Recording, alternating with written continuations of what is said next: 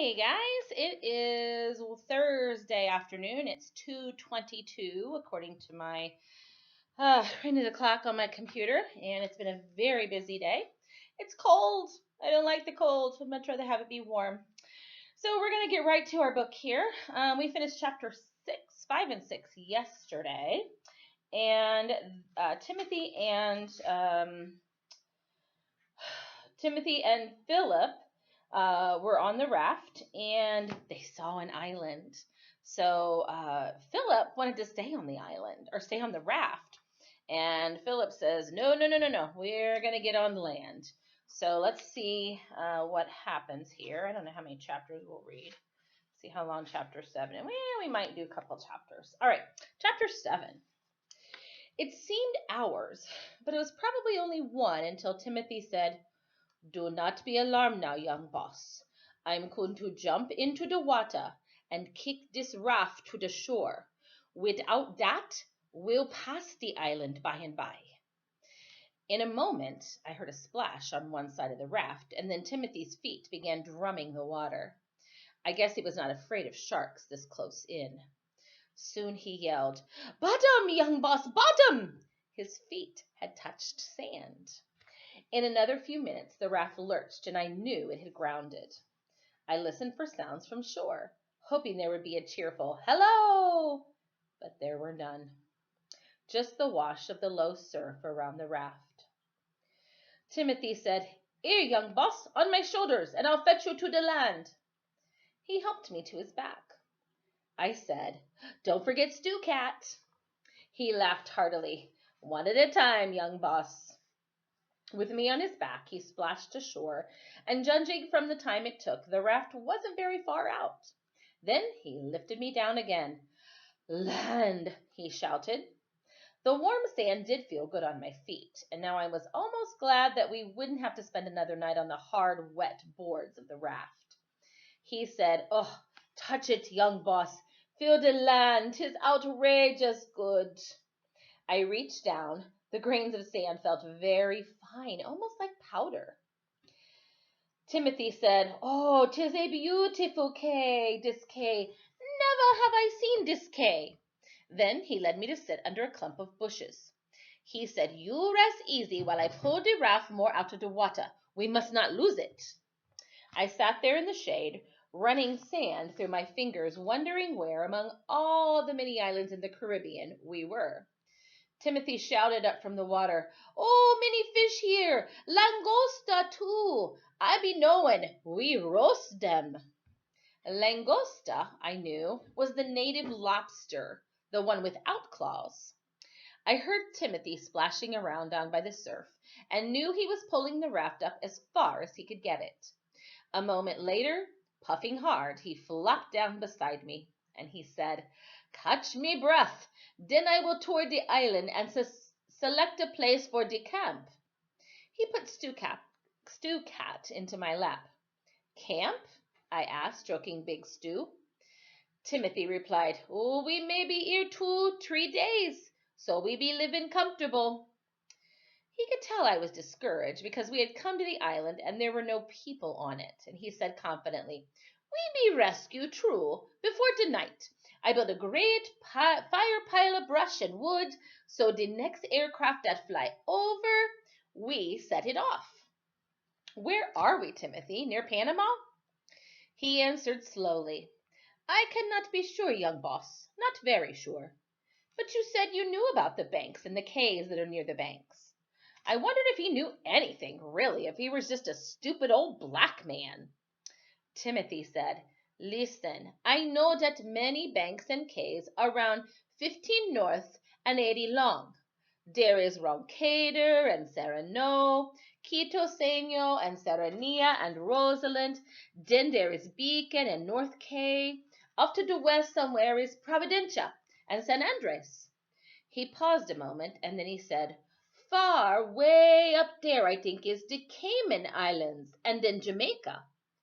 "But you're not sure of this island?" Timothy answered gravely, "True, I am not sure." "Do the schooners usually come close by here?" I asked. Again very gravely, Timothy said, "The man who fishes follows the fish. Certainly the fish be here. I be seeing with my own self eyes. I kept feeling that Timothy was holding something back from me. It was the tone of his voice. I'd heard my father talk that way a few times. Once, when he didn't want to tell me my grandfather was about to die. Another time was when a car ran over my dog in Virginia.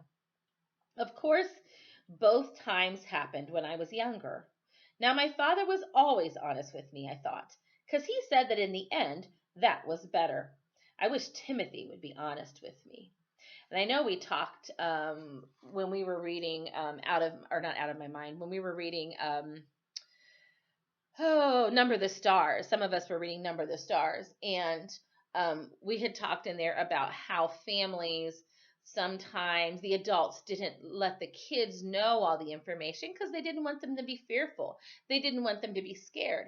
So this is a case here where Timothy is trying to withhold information from Philip so that maybe, he won't be scared. So I guess he's afraid that if he shares the information, then Philip is just gonna be crazy. So, or just, get really sad and discouraged. So let's see what continues happening here. Instead, he got up to take a walk around the quay, saying he'd be back in a few minutes. Then Stu Cat wandered away. I called to him, but he seemed to be exploring too.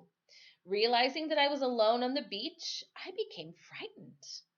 I knew how helpless I was without Timothy. First, I began calling for Stu Cat, but when he didn't return, I began shouting for Timothy. There was no answer. I wondered if he'd fallen down and was hurt.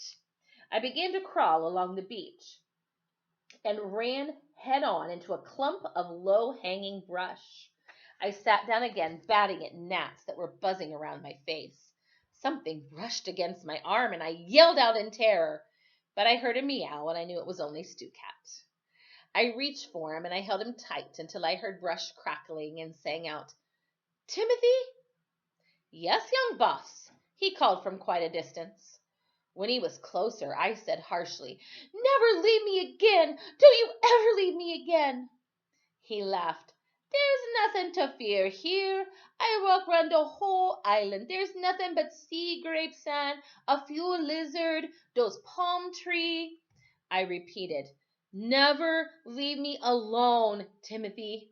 "All right, young boss, I promise," he said. He must have been looking all around, for he said, "No water here, but that is no problem.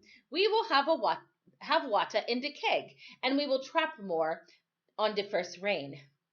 Still believing he wasn't telling me everything, I said, "You were gone a long time." He answered uneasily, 30 minutes at most. The island's about 1 mile long and a half wide, shaped like the melon. I found a place to make our camp up near the palm. 'Twill be a good place for a lookout. The rise about 40 feet from the sea." I nodded, then I said, "I'm hungry, Timothy." We were both hungry. He went back to the raft, took out the keg of water and the tin of biscuits and chocolate. While we were eating, I said, "You're worried about something, Timothy. Please tell me the truth. I'm old enough to know." Timothy waited a long time before answering, probably trying to choose the right words. Finally, he said, "Young boss, there is in this part of the sea a few little cays like this one, surrounded on both sides by humbug banks. They are cut off from the rest of the sea by these banks." I tried to make a mental picture of that. Several small islands tucked up inside great banks of coral that made navigation dangerous was what I finally decided on. So navigation boats were not able to get around this island that they were on because of the coral reefs. The coral are very, very sharp. If you've ever been to the ocean or you've ever even seen a piece of coral, it's very sharp and it could tear up boats. So boats wouldn't come there very often. And if they did, they would have to be off a ways and then row themselves in probably. I'm not really sure. I'm not a sailor. But anyway, it wouldn't have been good. "So you think we are on one of those cays?" "Maybe, young boss, maybe." Fear coming back to me. I knew he'd made a mistake in bringing us ashore. I said, then no ship will even pass close to us, not even schooners. We're trapped here. We might live here forever, I thought. Again, he did not answer directly. I was beginning to learn that he had a way of being honest while still being dishonest. So he's withholding all that information. He said, "De place I'm thinking is called Devil's Mouth. 'Tis a U-shaped thing, with these sharp coral banks on either side, running maybe 40, 50 mile." He let that sink in. It sounded bad. But then he said, "I do hope, young boss, that I am outrageous mistaken."